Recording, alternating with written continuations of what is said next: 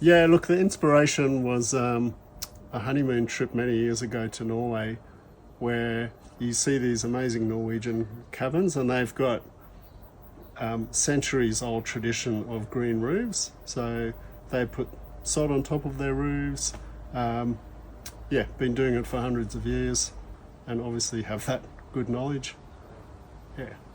So we call it the mini Viking Longhouse. I'm a civil engineer with a good knowledge of forces and materials. Even then, I went to a structural engineer to get advice on how to best support the roof. Yeah, look, you'd absolutely want to be very careful that you didn't overload an existing structure, because if you do, it could really fail catastrophically. It's 150 mil depth of soil, which probably weighs about 1.3, 1.4 tons per cubic meter.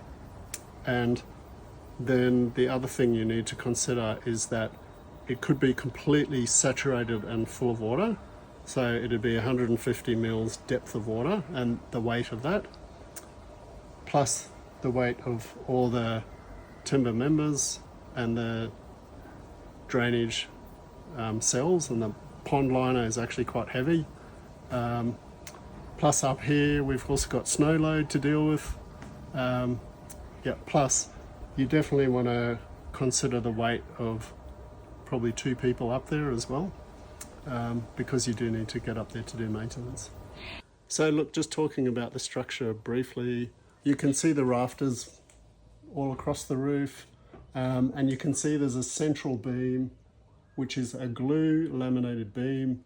That beam comes from Australian Sustainable Timbers, which is an ecological forestry that's managed by an ecologist rather than a forester, based up at Dungog.